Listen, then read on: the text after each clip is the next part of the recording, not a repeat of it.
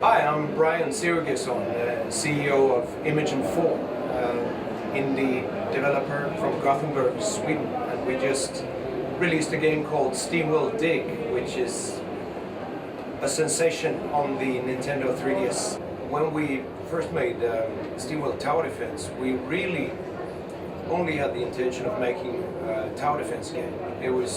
Had nothing to do with the robots being the good guys and the humans being the bad guys. It was just felt like a very interesting sort of role reversal to have in a game. And that tower defense, it was the biggest inspiration to make SteamWorld Dig. It was since after we had finished SteamWorld Tower Defense, we started thinking about how did this world come about? I mean, why are the robots the good guys? Why are the humans such greedy lowlifes? So we just spent our lunch breaks discussing this, how it came about. And just the story and the universe sort of grew, and we realized that we must come back to SteamWorld at one point. And then when we decided to start writing the game design document for it, we already had a lot of just meat on that bone. So it was pretty simple actually to flesh it out and turn it into a game like this. The reason to take SteamWorld Dig to the 3DS, there were actually a few reasons that sort of luckily coincided with each other. We felt that we had made SteamWorld Tower Defense for the DSiWare store, and so it felt just logical to continue on to the 3DS. We liked the unit very much. It just felt very, very comfortable to play games on the 3DS. But it also came at a time where we had done quite a few iOS games, and we felt that the App Store was more and more turning into a lottery where if you get featured, you'll do really well, and B, it wasn't, like, first and foremost, it seemed like development had sort of gone out of the App Store main idea. I was at one very telling example of this was that when I was at GDC in March, now in 2013, and I went to one of those talks about how you monetize your games and so on. And while I was sitting in the audience there, I looked around and I realized I was the only guy in a t-shirt. Everyone else was your NBA type person sitting there taking notes. I'm like, these guys, they're not developers, they're business people. And the games that are coming out on the App Store, they're not games, they're shops with sort of gamey things inside of them. And look, is this really where we want to be right now? And so we sort of thought that we had already decided, we had already started making SteamWorld Dig for the 3DS at that point, and it sort of just galvanized that feeling that we are going in the right direction. This is not where we need to be at the moment. We should be somewhere where the gamers are, where people who really can enjoy a deep gaming experience.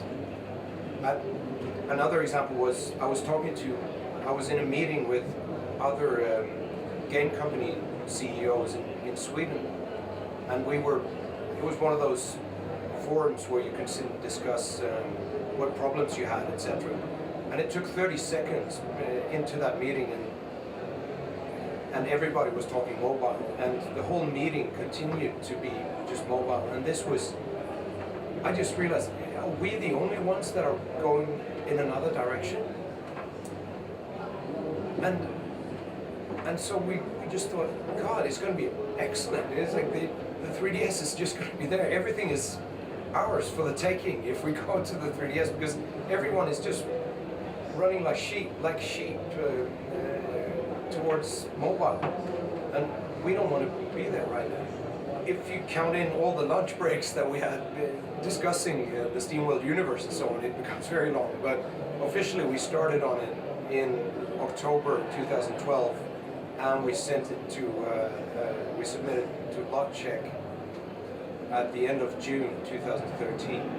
So it's about 8 months in the making, this game, from finalizing the game design document until we submitted it to Nintendo. So yeah, it was pretty much by far the biggest game project we've ever taken on. If we should sum up SteamWorld Dig in one descriptive phrase, we always refer to it as a mining platform adventure, where the objective in the game is mining. The controls of the game is that of a platformer, and the gameplay is emergent through a story that is expanded a little bit through the game. So that becomes the adventure part. You don't know what you're supposed to. You don't know where you're going to end up when you start playing this game. You don't really know what to expect unless you've sort of read a lot about the game before. But when you start playing it, you're not being told what to do. So it's a very, very free-form kind of game where you as the player set the pace. You decide if you want to explore everything or sort of speed run through the game. And I think since the game is the layout of stuff in the worlds, it's randomized and it actually opens up for quite a bit of replay. I should say that I personally think it's a tough game. But then and the controls, obviously. I mean, the 3DS is a beautiful unit for that. If you have a game where you're with very good controls, then the 3DS is a beauty to play on. And I think we've succeeded in making that in SteamWorld Dig.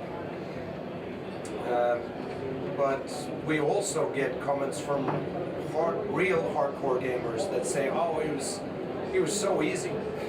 So maybe we should have included like a baby mode, a normal mode, and a hard mode. But yeah, it's at the end of the day, we are an indie developer, or we were when we were making it. I guess we still are. It's sort of, we ran out of time and money. We sort of had to get it onto the 3DS, and so we killed a lot of darlings. I was going to say we killed a lot of babies, but we didn't. We killed a lot of darlings during the development of the game. And so when we were done with it, we weren't sure if the game was really excellent, or since we saw what kind of stuff we had left out. So I think as a sort of hard game, it suits the 3DS very, very well. Before, when we made games, we focused mainly on gameplay and graphics, but this time we promised ourselves that we would include the music production from the very start. And the reason for that is that I think more and more you realize when you play a game how important the audio is for the entire experience. More now than before, just through a simple thing like headphones. People are using headphones a lot more when they're playing games these days, I think. And then, so you have to sort of encapsulate the game in just this very nice audio environment. So we promised ourselves that let's not stick it on there at the end of the development. Let's have the music guys in there from the beginning so that they can actually make a really good ambience for the game. We've been getting a lot of very, very positive feedback from all over. We've been getting very little negative feedback. The only bad comment I can remember is from a review site based in Stockholm, Sweden, and it's obvious to us. We're in Gothenburg, so they have to slam us for it. But overall, people are they're coming out of nowhere to tell us that it's an excellent game. People with we've never talked to, contact us on Twitter and on Facebook just to tell us that it's great. Even here at the Eurogamer Expo, people have just come up to us and hugged us and told us that it's a marvelous little game. And so, if you're not used to that sort of reaction, after a while it sort of it gets almost too much. I mean, we love people for telling us this, but it's almost hard to take in. It's like, really? How can you love it so much? I mean, we love it because it's our game, but it's like they've gone and made this game their own. A lot of people, a lot of folks are just carrying us through the world. They're going out of the way to tell other people that it's a great game. For us, as an iOS developer before, we were so used to just shouting out into the nothingness. We didn't know if people were listening. Here with the Nintendo community, it's just been incredible is the word. Amazing. If we're talking about the success of the game, then you can divide it up into critical success and commercial success. Critically, it's a masterpiece, obviously. That's what we hear. Commercially, I think a lot of people still need to buy this game, if I can put it that way. But we look at the figures for the game, and it seems like we're getting a very thick long tail on the game. It means that people only have so many hours in the day to play games, and I think they are adding SteamWorld Dig to their list of games to download and play at one point or another. I'd say that we were not prepared for the unanimous critical success that this game has been. And if SteamWorld Dig was just going to go under the radar, or just not be as critically accepted as it has been, then we wouldn't have continued in the franchise. I think a week after the release, we just had a meeting in the office where we decided to immediately go ahead and start making the next SteamWorld game. And there is a lot of stuff to draw from. I think we have some 10, 15 great SteamWorld game ideas. And the next game that we're putting out might surprise you that it's not a direct sequel to SteamWorld Dig. It's rather, it's sort of the same gameplay, but at the same time it's not. And it's the type of freedom that I think that we as an independent developer can allow ourselves, because it's sort of a little bit early to call SteamWorld a franchise, although we already regard it as a franchise. We're committing ourselves to making quite a few more titles in the series, but we want to keep the freedom of gameplay, that we're not tied to making a first-person shooter again after the first-person shooter. We can sort of experiment with the gameplay throughout the series, and we intend to do that. I mean, obviously, a bit down the line, it could be interesting to look into other platforms and so on. But yeah, we'll see.